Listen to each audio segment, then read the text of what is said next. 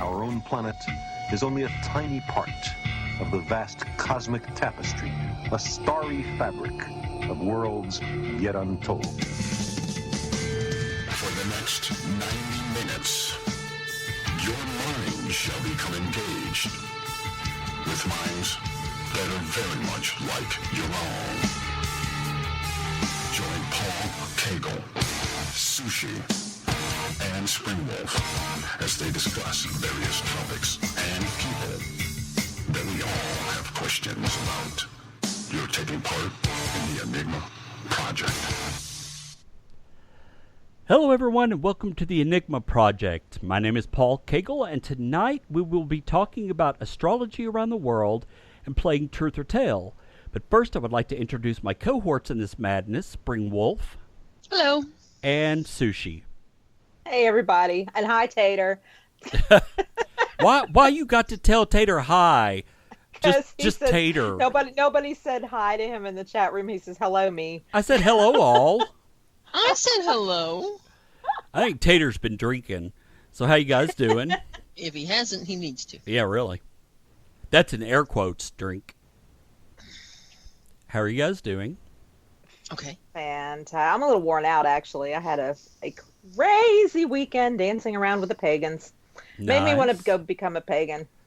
Unfortunately, I don't believe any of it. So. Well, I meant to ask you, were you dancing skyclad? No, others were. Well, not skyclad, Really? but bare-breasted. So, just a few, and it was all cool. Yeah. I do not dance bare-breasted. There were about 250 pagans out there. Wow. Yeah, I've never seen so many in one place. It was a huge festival, and my band got to perform for them, and they were just so great. And they played with us, so they did the call and response thing, and it was just so much fun. Cool. They were great. Nice. Mm-hmm. Nice. Sounds like a lot of fun. I wrote. So that's about. Well, I went to a friend of mine. Their daughter graduated high school, so I went to that. But it's pretty much all I did. That in writing. But before we get this madness started, I want to remind everyone to check out our blog at enigmaproject.com. You can see shows that we have coming up. You can subscribe to the calendar of shows we have coming up. You can send us questions or comments from there. You can also send us questions or comments to Paul at enigmaproject.com or call the hotline at 423-521-2930. Every time I say my name for that, when I say Paul, it sounds like I'm saying Paw, P-A-W. When I go back and listen to the show, it's like, you can send your email to Paul at enigmaproject.com. And that's why I say it. I try to say it so clearly. Paul at enigmaproject.com. And don't forget to check out Spring's blog at springwolf.net. And please help spread the word about the show. Of course, I didn't write what shows we have coming up. I think next week is our freeform show, isn't it? Yes. Yeah.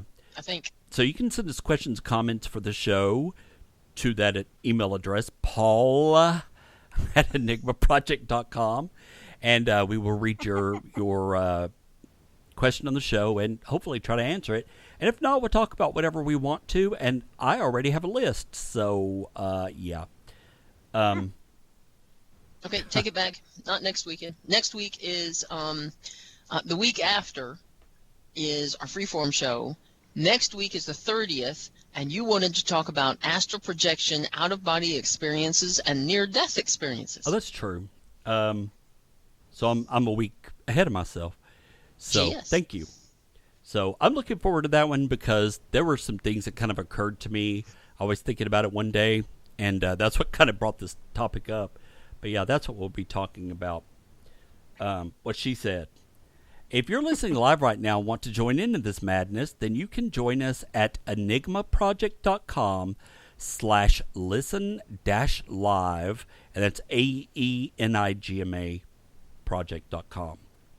So, yeah.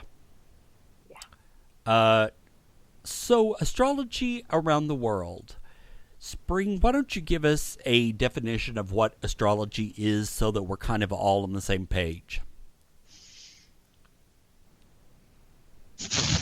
Okay. What? Today would be nice. Well, because I'm trying to think, how do you get started explaining something that so many people have sort of a different definition for, Well, okay, Wikipedia's, well, I've already lost it. That's okay. I mean, I always think of astrology as using the stars to figure out what the future holds. Right. Astrology has morphed into something that we know today, but when it got started, it was a method of divination, using the stars and even way back when we had the cave people, the one thing everyone had in common around the world is the stars and the planets and how the sun and the moon moved around your concept of what the world was. And even from the very beginning, people started associating that movement with messages and the prophecies of something like, say a king wanted to know how a battle was going to go. He would go to his priests, and they would look at the stars and the moon and the planets, and they would be able to divine based on where their locations were and the time of the year it was, what was going to happen in the battle. Was it a good time to have battle, or was it a good time to stay home? So when somebody says, what is astrology, at its very core, it's a method of divination. But today, what we know it as is a method of assigning personality traits, talents, strengths, weaknesses of your personal character based on where the stars and the planets are aligned in the sky at the exact moment of your birth, the date and the time. Right. Exact moment And of location. your birth. And location. Now, I don't know if you know this or not, but do all the astrological traditions around the world go by your date of birth and time and all that, or do some of them do it differently? To the ones that I have studied, it's to the general date and time. Like it wouldn't be right down to the exact minute. Say you were born at 4:44 in the morning. Because everybody kept time a little differently way back then, your birth totem was associated with the date, and you were born in the evening. Not necessarily you were born at 4 o'clock in the morning when it was dark outside. Right. Sushi, what is your thoughts on astrology? I am going to try not to be Miss Negative Nancy this whole show. Yeah, good luck. Yeah. I mean, if we were everybody born at the same time, the same minute, the same second, and, then we'd all be doing the same thing, is everybody that was born on October the 15th, 1968, at the particular time that I was born, are we all exactly the same? No, because you're not born in the same place. Right. So if you're born let's say you're born in Tennessee, and someone is born at the exact moment that you're born, but they're born in California, that moves the location of not only you, but it moves the location of how you view the stars and the planets. Yeah, and I can say this. I can spend time with someone, and after like a week or so, I can usually tell what their birth sign is. I had when I was working in Atlanta, there was this woman, and she had to have everything precisely on her desk at a certain angle. And I was like, you dadgum Virgos drive me crazy. And she stopped and she said, how'd you know I was a Virgo? And I said, because you guys have, they are organized in a... You ain't met my husband. No. They are organized in a sense that makes sense to them. Right. It may not make sense to you, but they have a way of doing things that are done in a precise way that makes perfect sense to them, whether it makes sense to you or not. Right. And if you move something, they get upset. I used to know a Virgo that when he packed, he would pack his colored socks separately than his white socks. and his colored underwear separately than his white underwear. He didn't want them to be together. There was no rhyme or reason to it from my point of view, but that's what he wanted because he was a Virgo and he had a list of rules for himself. And a lot of Virgos are like that, you know. So, I don't know. I think well, Spring, what do you think about astrology, first of all? I mean, do you think it's valid? Do you think it's, I don't want to say 100% right because nothing is 100% right, but do you think that it is a valid description for most people as far as their birth sign goes? I think, I don't know if you could get down to the real nitty-gritty details, saying that, you know, people that are like this are like you just did. People that are very organized are always Virgos. Now, I would say probably 80% of the time, you could probably say yes. And if you can say that for Virgos, then you could say it for everybody on the zodiac chart. Right. But then you got to throw in those exceptions, like the person that's schizophrenic, that has the same kind of traits, but they might be a Libra, you know, or somebody that's, you know, OCD. They got to have things in a certain place because that's the way their OCD is. Right. And that might be a different zodiac sign. So everything has an exception. Nothing is, like you said, nothing is completely perfect. But I think in general, the signs can give a pretty good perspective. We'll call it a perspective. Right. A pretty good perspective of how someone looks at the world and how they would react to things. Right. And, you know, while the mystical side of astrology doesn't completely make sense to me, it does make sense to me that there are only so many personality types that you can have. You know, you can mix and match certain things, but I think that maybe from a cosmic standpoint, zodiac signs or astrological signs are blueprints for a basic model of our personalities, and that's how cosmic law works. So that we start out with something, and then what you do with it depends on who you are and whether or not you choose to change that. Well, you know, if you think about something, if you put it in its basic terms, you know, from a scientific point of view, modern science, we know how gravity from the moon affects the Earth and the tides.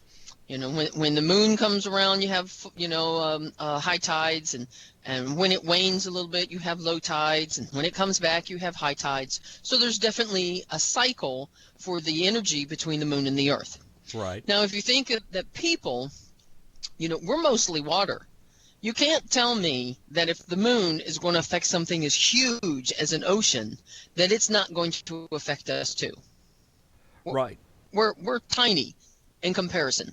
So we don't have a resistance the same way that an ocean or a sea would have. So the moon's gravity and energy is going to affect us as human beings, as living creatures. It's going to affect us.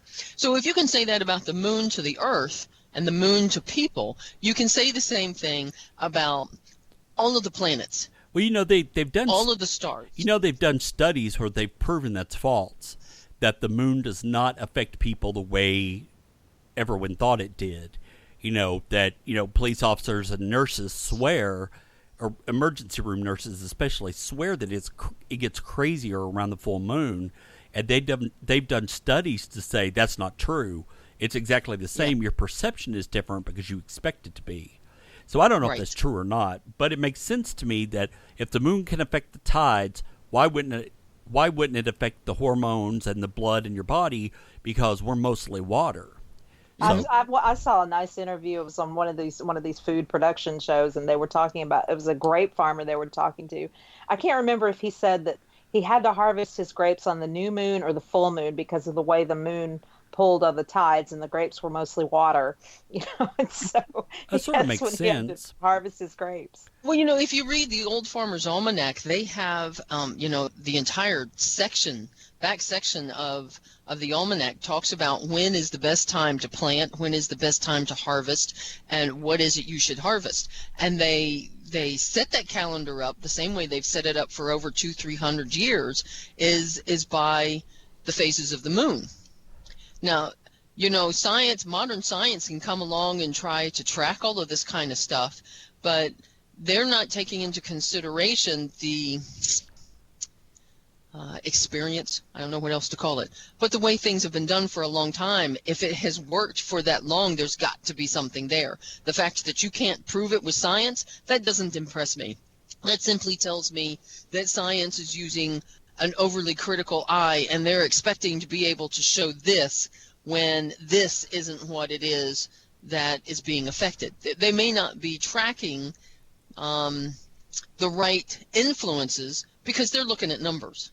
You know, they're looking at how many emergency rooms increase their traffic, for lack of a better word, how much their services expand on a full moon and how much it lessens after a full moon.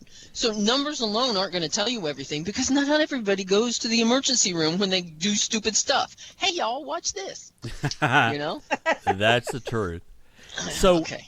I know that in the traditional astrology that we, I don't want to say practice or follow, because we don't necessarily do that, but that we use, I know that we use the time and date of our birth and location. What are some of the other things that other astrological traditions use to define your birth sign or your sign? You know, I think the first thing to remember is that way back when, the priests were the ones that were usually the astrologers for a king or his court or a government. It was well accepted science. It was science to them. Right. Because they didn't have, you know, what we have today in modern physics. So to them, all of that scientific perspective, depending on where you are in the world, set up how you look at the universe as a whole. Some places had more understanding of Earth and how it formed, and if it was round or not. You know, there are people that say the Vikings always knew the Earth was round, and it just took the Europeans longer to catch up.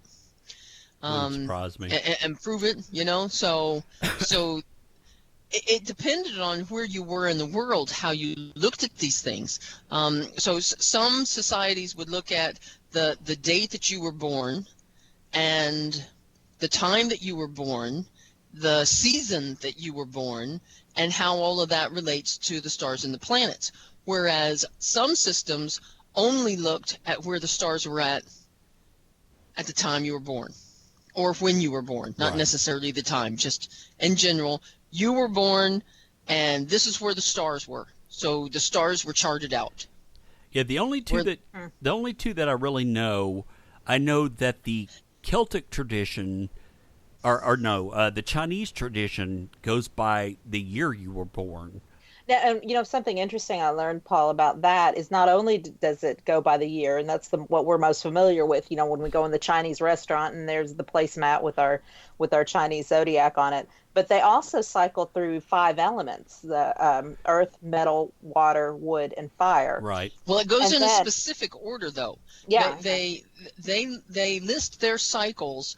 What they call the 10 heavenly stems, are based on the 5 elements, and they're in order. They go wood, fire, earth, metal, and water. Mm-hmm. And those are associated with the forms of yin and yang. Right, and yeah, I was going to say after that, it goes through the yin and yang. So that means if you're a rooster, you can be a yin water rooster, or a yang metal rooster, or a yin fire rooster. That would be Well, And on they and have on. they have a whole system which I always thought was kind of interesting. If the year ends in a 0, then it's under yang and metal. If it ends in a 1, it's yin and metal. So they're back to back. So if the year ends in a 2, it's yang water. If it ends in a 3, it's yin water. If it ends in a 4, yang wood. Ends in a 5, yin wood. And it goes all the way down through earth and till you get to 8 and 9. If it ends in an 8, it's Yang Earth, and a 9 is Yin Earth. And to make it more complicated, their years start differently than ours do. Right. Because, you get the Chinese New Year in the middle of, is it in spring? Is it in the spring? Oh, I don't know. All I know is that they're on like 4,000 and something. Yeah. So, They're not on 2016. They're on No. like 4,000. I got no idea. okay, so the Chinese New Year is January the 28th coming up. Chinese New Year 2017, it says. Saturday, January 28th, the year of the fire chicken. Wow. There's so much I could say to that, and every single bit of it would be inappropriate. If your chicken is on fire, I suggest you go to the doctor. No, but yeah, I knew that like certain things went by like the year you were born, and a lot of the stuff that I looked up, like the Indian astrology and the Chinese astrology and some of the other stuff, all still go by the month that you were born, or it goes by the traditional. Well, I don't know if it's traditional or not, but the common astrology calendar, where if you're, like I'm a Pisces, and it says, if you're a Pisces and you're, this 19th of February to 20th of March, then you're a Pisces here, you're this for Indian astrology, you're this for this, and it still kind of follows that same kind of Pattern. zodiacal pattern, yeah. Mm-hmm. Zodiacal. I like making words up. What sounded like I a like good word. I like it. I like it. Zodiacal. It sounds, Well, it the sounds form- ominous, The form of astrology that we're used to here in the West is, of course, Western astrology.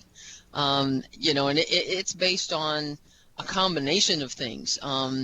It's not solely just, Indo-European perspectives. It was influenced by a lot of things prior to that, and a lot of it was Greek. So you had Greek astrology that slowly morphed into little tiny little differences or evolution to what we know today as the zodiac. But the zodiac is a word that can be applied to all the different forms of astrology, and there's a ton of them. There's an agricultural astrology, Arab and Persian, Babylonian, Celtic, Egyptian, Hellenistic, Mayan. There's a Celtic version. Even in the same places, they can have their own version of astrology systems. There's a Celtic tree month, Right. which is their version of that's astrology. what I'm familiar with. Right, me Right. too. Yep. And then here in the States, there's a shamanistic astrology that is based on Native American cultures. But even then, Native American cultures might have had the same kind of perspective on things, but they didn't assign meanings to things in the same way. For instance, to the Sioux, the white buffalo is the ultimate spiritual force, whereas to the Cherokee, a white wolf is the higher spiritual force. So even among different native nations, they might have the same kind of system, but tweak it a little bit for their perspective. And that's the same way it is with places all over the world. You can say that I follow a Mayan astrological system, but in that Mayan system, there might be 3 different systems. It gets confusing. Yeah, and could you imagine trying to put all of that together with all the correspondences and all that? But one of the things that I wanted to ask is a lot of the astrological traditions, and it's in the name itself, follow like the movements of the stars and planets and what's conjunct with what and what's opposing what. Why do you think that the stars played such an important role? Well, stars and planets and astrological bodies played such an important role in defining through the various cultures who and what we are. While you were asking that question, just describing your question, it brought up a memory that I had about black elk. Black elk said that everything in life wants to be a circle. The earth is round, the moon is round, the sun is round. When a bird builds its nest, it builds it in a circle. When animals have their eggs, they're basically in a circle. The seasons are in a circle. The stars move across the sky in a circle, because from the Native Americans' perspective, when you're standing on Earth, things are moving around in a circle and they come back around. Everything is a circle. I think one of the things that made all of the astrological systems similar is that everything moved in a circle. No matter where you are on the planet, when you're standing there looking up, things are moving by you and they come back around, just like a circle. But why the stars? I'm sorry? Why the stars? Because it was a heavenly body. It was up there, out there. It appeared to be where the gods were looking down at you from. We say heavenly because of Christian influences, but you could have called it, you could have called it anything. Right. It's the realm of the gods, where the gods are. Sushi? They're above high and they're looking down on us. Yeah. Sushi, what do you think? I'm sorry. So they would look up to the whatever their gods and goddesses were for information. That makes sense. Well, yeah, I mean, but I understand, the ancients wanting to, they look for things to explain the world around them, right? So why not use the stars and everything? And that's great. But in this day and age, we know that the universe is random, and I just still don't believe that the stars had any bearing on, how I am, what I'm doing, and what you're doing. Well, I think that back in the day, in our forefathers' day, they had a more holistic view of the world. They were a part of it. They weren't separated from it. And I think that they looked to, like, Spring said, they looked to the heavens because they believed that the gods resided there, or they believed that the stars might be gods, and they incorporated that into their holistic worldview because they were a part of the world, not separated from it. That's now, a good description. Well, now we believe that we're a part of everything, we're separated from everything, we're above everything, so we don't look up to the stars anymore. And we know what they are mostly, so we've got a definition for them, and we know that they're not magic and that they're not gods and that kind of thing. And I think that now we trivialize those systems of belief because we feel that we are superior to them now. Mm-hmm. And I think that, I'm not saying that astrology can define every single person and it's always 100% right, but there is some similarities in the signs. Now, I know that with some astrology, you can read it, and it can apply to a wide variety of people. Whether it's so vague. Yeah, because it's so vague. But I've read other stuff, like I've read other people's personality traits based on their astrology, and I don't fit it at all. Nothing about it is like me. But the other thing to remember in that same vein is that when we're talking about you're a Taurus, and this is the description of what a Taurus is, you're talking about a generic view of people that are born under that sign. That isn't necessarily your astrology definition. Your astrology definition would be in charting your birth. Right.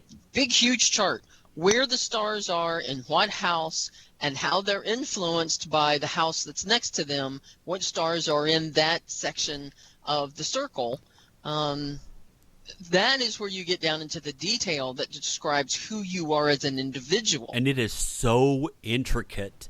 I mean, how somebody figured that up, who sat down and did that? I was astonished when I looked through the book of, there is a book that has like all that information in it, and you look up your time and date and location, and the book will break it down where the planets were, where asteroids were, where heavenly bodies were, and each one gives you a nugget of information about your personality and your future and your past and all that.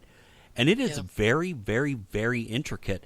And I know people who will do astrological or used to do astrological charts by hand and would charge ungodly sums of money for it. Oh, yeah, there's a lot of math involved. That's one of the reasons I didn't get into it. Right. And it is, and I wondered why. And she showed me the book one day, and I was like, oh, my God. You know, and I started looking stuff up, and I couldn't even keep up with all of it. I mean, it was just so, your natal chart, you know, where you were born, when you were born, location, all that, is so intricate. Now we've got computers that you go type in a few things. It says, oh, you're a Pisces with Scorpio rising, and your moon is in Gemini, and your love sign is in, what is it, Mars? Or is Mars one of them? Yeah, it could be in any of the houses, yeah. I think my love was in Mars, because I was like, that explains why I like to fight with people I love so much. You know, why I argue with them. But, yeah, it's very intricate and very detailed. And I've had people who didn't believe in this stuff have a natal chart done and afterwards be like, yep, that's me. Yeah, that's me too. Oh, yep, that's me 100%. Oh, this explains a lot right here. And I'm like, I thought you didn't believe that crap. And they're like, well, I don't, but this does make sense. And I'm like, see? How do, you know, for all we know, the astrological natal charts are nothing more than a format and a guide for that God has set up to create individual humans. It's like a computer program. It's like a computer program that's run when you're born, and that's how God has set up the system so that we download that information when we're born based on all this other stuff, and it gives us a personality to start with. I don't know. As an example, in the zodiac that we're familiar with the Gemini and Taurus and all that stuff, you have three main charts: the natal chart, which is your natal sign. Then there's the rising sign, what you are based on the sun, and the setting sign, which is who you are based on the setting of the moon, and where those things are in the heavens at the time that you're born and where you're born. So you could have three different zodiac signs assigned to you based on those three things: your natal, the sun, and the moon setting. So for instance, I'm a Gemini, Taurus. Gemini is my natal sign, Gemini is my rising sign, and Sagittarius is my setting sign. Now, if you know about astrology, you might know that Gemini is the twins. We have dual personalities. We can change our attitudes on a dime. We can change our, if I'm pissed or not. Right. It can change on a dime. Now, the fact that I'm a Gemini, Sagittarius, I am screwed from the get-go. There's not two of me in here. There's four of me. Have you ever done a chart based on another tradition? Yes. In Celtic astrology, I'm the hawthorn tree. I'm a very wise old tree. Nice. It could be called the tree of life. I love the tree of transition, symbology. Or the tree of knowledge. Now, doesn't that sound like me? I'm a tree. So I'm Ivy. I like that one. Sushi, have you done that? Have you done a astrological chart or? I've never been officially charted, but have I plugged my birthday into a few websites? Sure. Have you done it with other traditions though? No, I mean, I've looked, just looked them up. No, I've not. I mean, I know that I'm an Ivy, so, and I know that I'm a monkey. That explains a lot. Yep. I'm an ox. I'm steadfast and solid. I'm the rooster. Yay. Yeah, you're going around with your head cut off all the time. That makes sense. That's pretty much true. That's pretty much true. If you read my birth chart, though, or if you read my correspondence for Pisces, it makes a lot of sense. Like key facts, Pisces, I sacrifice. But I was looking for it says likes. Time to sleep and dream, Mystery in all forms, romance, and music. Now, that's very true. I love mysteries, I love music, and I love to sleep and dream, but I don't get a chance to do that. And it says, dislikes, know-it-alls, the past coming back to haunt, and being criticized. And that's pretty much true. I don't mind being criticized now as much as I did when I was young, but that had more to do with being insecure rather than it did with that's just part of my birth sign. Now I'm like, okay, whatever. I disagree with you. But I hate know-it-alls. I hate the past coming back to haunt me because it's in the past. It should already be gone. But, a lot of these things are very much true. And I was looking to see if there was another one because I thought I had another one pulled up that I was going to go over. But I was while you're looking, I'll share one. Yeah. In shamanistic astrology, I was born under the sign of the deer. Deer people are talkative, but we're very moody, which is kind of like that Gemini thing, turning on the dime. We are associated with feminine energies. Well, if you saw all the pink I got around me, you'd say, oh, yeah, definitely. We're intellectual and quick-witted. I don't know if I'm still quick-witted, but I used to be. We're restless, but yet we're insecure because, we don't know what's coming. We want to move, but we don't know where we want to move to. We're unsure about where we're moving to, which I always thought was interesting because our subconscious desire is always the desire to master the mind. And that's part of bridging gaps. That's one of our other things. We try to bridge gaps through the mastery of the mind, which in part of that is knowing how to live mind, body, and spirit, and appreciating the things that spiritual energy, the insights that spiritual energy brings to our lives, so that we can better predict where we're going on a physical level. Right. That's a deer. Julie, when were you born? Not the year, just the month and the day. October 15th. October 15th. Okay, in shamanistic, oh, no wonder I get along with you. Oh, Lord. In shamanistic astrology, you're a raven and a crow. Oh, both of them? Well, you could be a raven. They're sort of interchangeable, They're very similar, right? Yeah. So, a raven. Let's see. You were born under the duck flying moon. Falling leaves time. That was your season. Yes. No. Your wind relation is from the west winds. Your directional relation is the southwest. You're part of the air and part of the elemental clan of the butterfly. I'll be darned. Here's a link for you. Your plant totem is an ivy. Ah. Just like the Celtic sign. Yeah. Your color aspect is blue. I'm wearing blue today. Now, your personality, you're supposed to be tolerant and friendly. Oh, sorry. I'm sorry. I sneezed. Achoo. Sorry. You're associated with feminine energies. But she got 12 kids. Yeah, there you go. You're sensitive. Yeah. Well, how can you not be sensitive and be a mom, Yeah. You're diplomatic, but you're often romantic. I don't know about that. Again, she has 12 kids. Right? You're gullible. I don't see that at all. She can be. She can be. Yeah.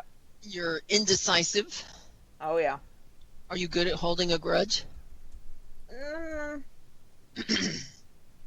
So it depends on the person, I think. Yeah, that means you're good at holding a grudge, honey. Okay, all right. Let's see. Your conscious desire is partnership, and your subconscious desire is balance and harmony. Yes, that is true. Your spiritual path is peace and balance. Your strength, you're cautious. You make good decisions, and you let go of things that don't turn out right. You don't hold on to them. Yeah. Okay. Except for grudges. Except that grudge thing. Your weakness, taking sides, indecision, and trusting too much.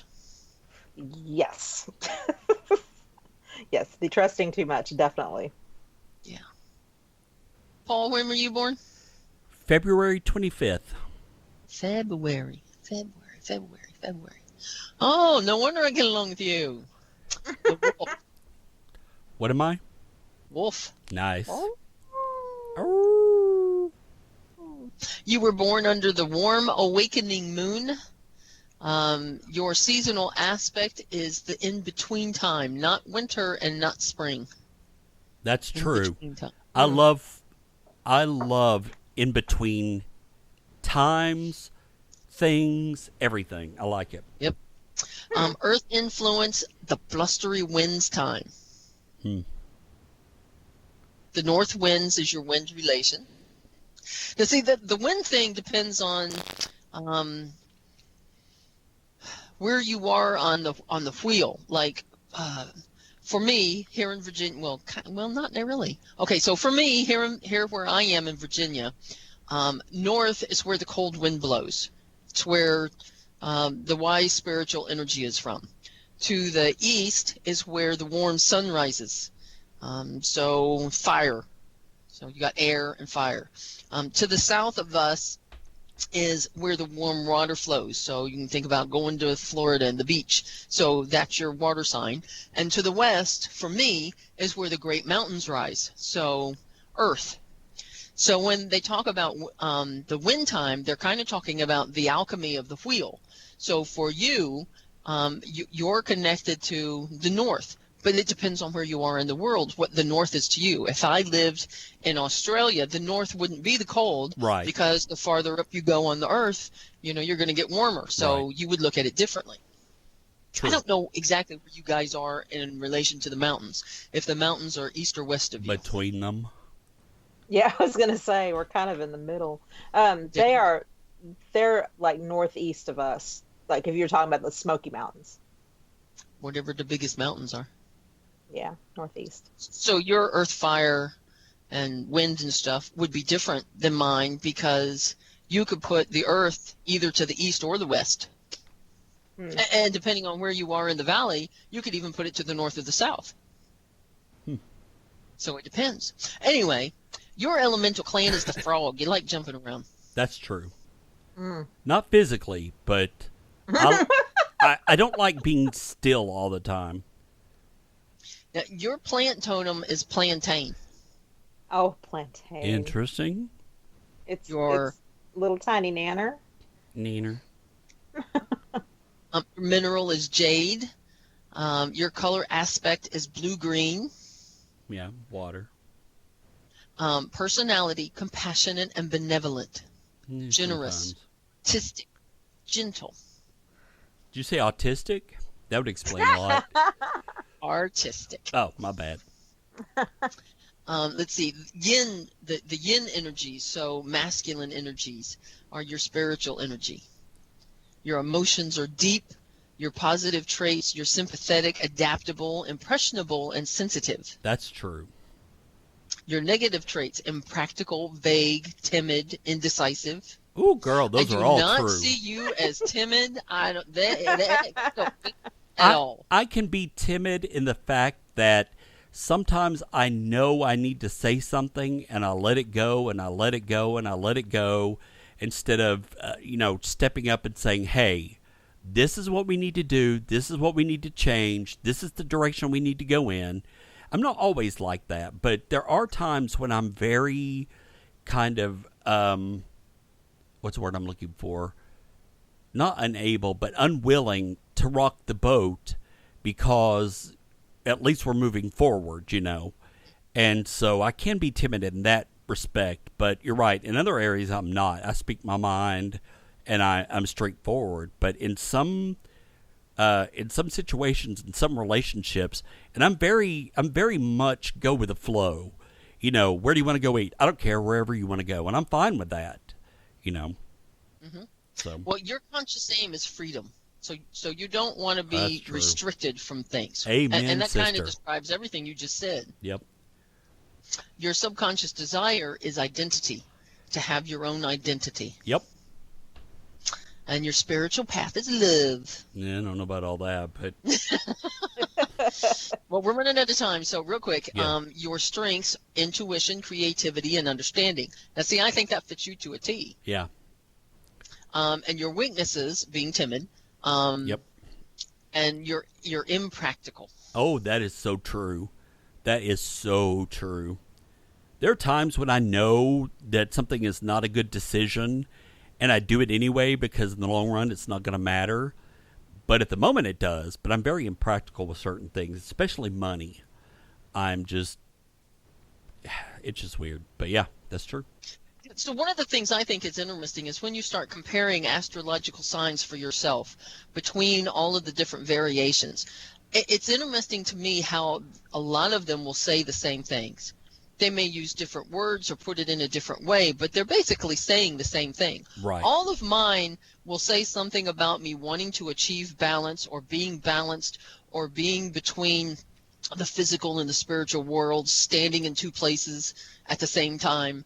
And all of that stuff is that's my passion. That's the reason I'm became a minister or looked to follow a shamanistic path and become a shaman.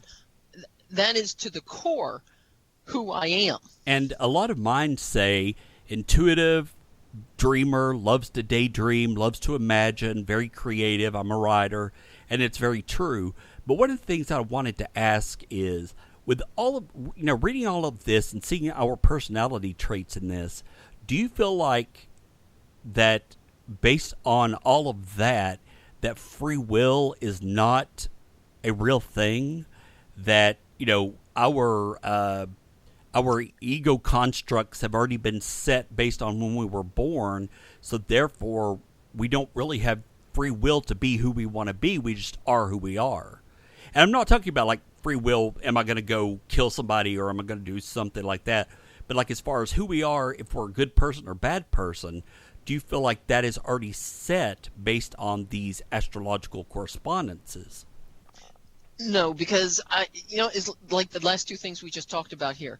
You have strengths and you have weaknesses.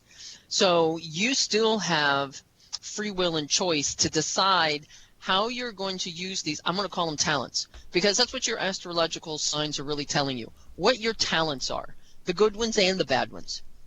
So you have the ability to use those talents on many different paths and in many different ways.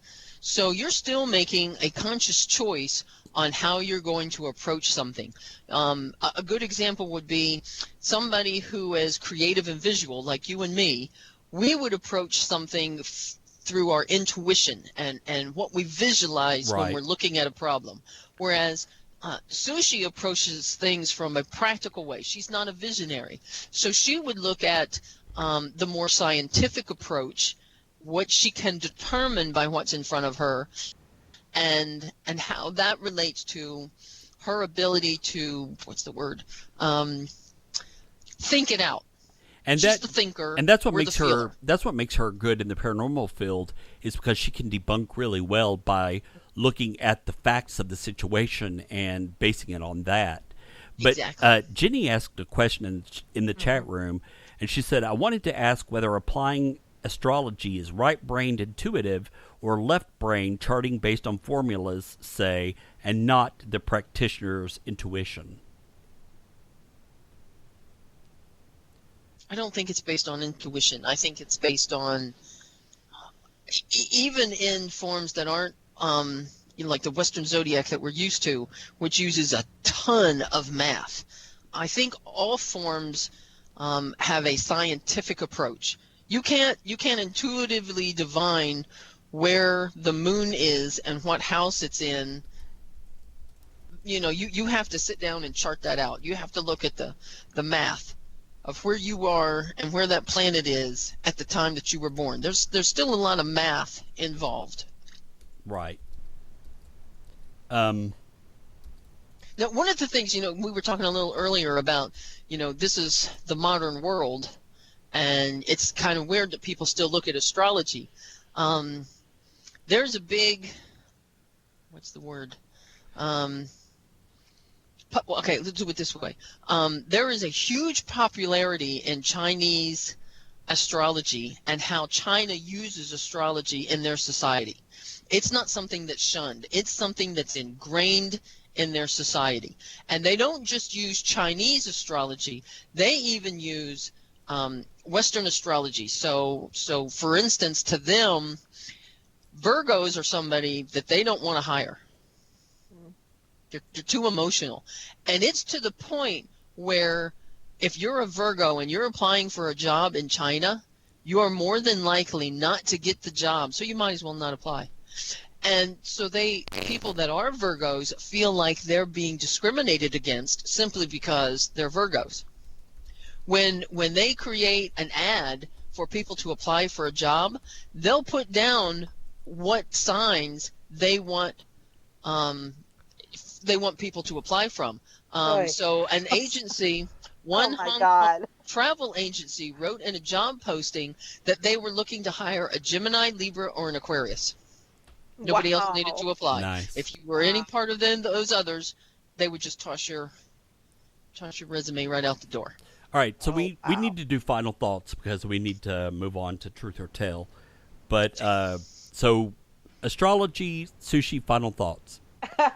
Yeah, I think it's interesting and fun, and I put absolutely no faith in it whatsoever. And Spring? I think it has value. I don't know if it has value to the point that the Chinese, use it in hiring someone, but I think it has value. I think if you're having a problem with someone or you want to take advantage of someone's strengths, knowing who they are based on their astrological chart, no matter what astrological system you use, I think that can help you relate to that person, why they do the things that they do. When you understand somebody, you can either help them or be more tolerant of them. Right.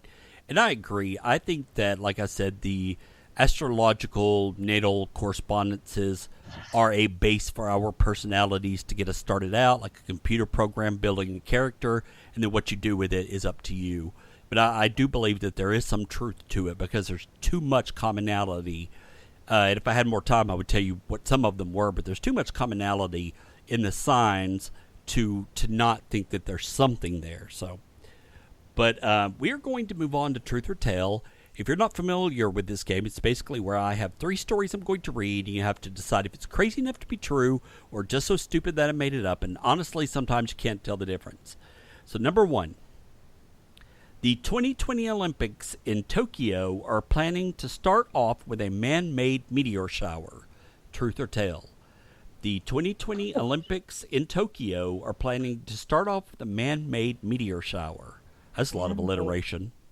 Is that really a good idea? Truth or Tale? I have no doubt the Japanese can do it, but I would hope that they're smarter than that, so I'm going to say Tale. Oh my gosh. Well, I mean, I'm thinking, how fireworks? I'm going true. I don't. Chat room saying true. They're all going true, aren't they? All right, so you're saying true? Yeah. All right. That is the truth. Are they going to drop burning rocks? Really? Maybe. Where the heck did my stuff go? Oh. Unprecedented man-made meteor shower to kick off 2020 Tokyo Olympics. The opening ceremony is one of the most highly anticipated events of every Olympic Games, and the opening of the 2020 Olympics in Tokyo may feature something no other has, a man-made meteor shower. A Japanese startup company called ALE has developed a satellite that could produce a man-made meteor shower anywhere in the world at any time, but the spectacle will come at a cost at $8,100 per meteor. An artificial meteor shower could cost millions of dollars, depending on the desired number of shooting stars and length of the shower. The company plans to accomplish this expensive but jaw-dropping feat by sending a small satellite into orbit carrying a payload of specially designed pellets. These pellets will be ejected down into the Earth's atmosphere at a specific time and will simulate actual meteors, eventually burning up and producing a bright light visible to spectators on the ground. It is artificial, but I want to make really beautiful ones that can impress viewers, Lena Okajima, CEO and founder of ALE, said to AFP, and it shows a picture of what it would look like. So, yeah.